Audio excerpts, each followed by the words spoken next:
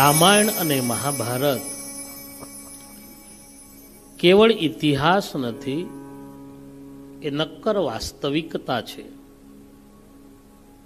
કથાઓ એ કેવળ વાર્તા નથી, જીવન દર્પણ છે.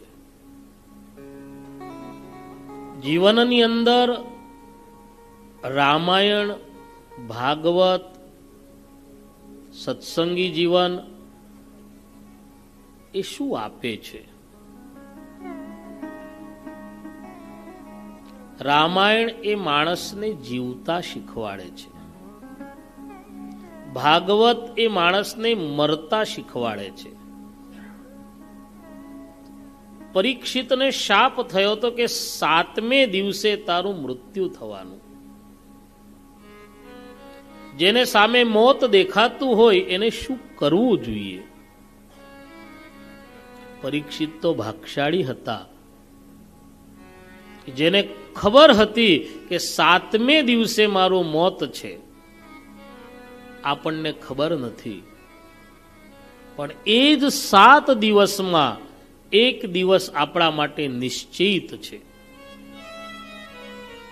તમે ગણો, સોમવારથી રવિવાર સુધી 7 જ દિવસ છે, 8મો દિવસ નથી. આપણા માટે પણ એ 7 દિવસમાંથી એક નિશ્ચિત છે. પણ પરીક્ષિત ભાગશાળી હતો, એને ખબર પડી કે 7મે દિવસે મારું મૃત્યુ છે. જેને મૃત્યુ સામે દેખાતો એને શું કરવું જોઈએ એ ભાગવત શીખવાડે છે.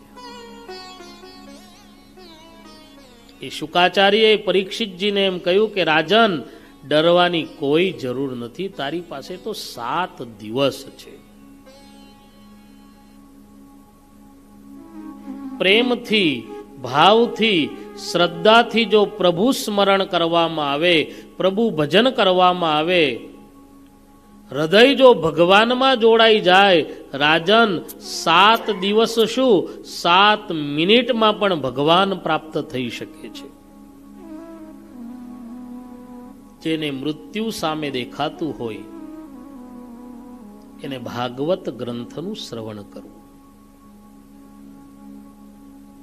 ભાગવત એ મરતા શીખવાડે છે. આવો સંપ્રદાયની અંદર સત્સંગી જીવન એ અશાંતમય જીવનની અંદર શાંતિ અપાવે છે. ક્યારેક સંસારની અંદર તમને એમ થાય કે બહુ કંટાળો આવે છે, કોઈ રસ્તો સૂઝતો ન હોય, મન અશાંત થાય, ત્યારે એ મનને શાંત કરવા માટે સત્સંગી જીવનની અંદર 2 એવા પ્રસંગો છે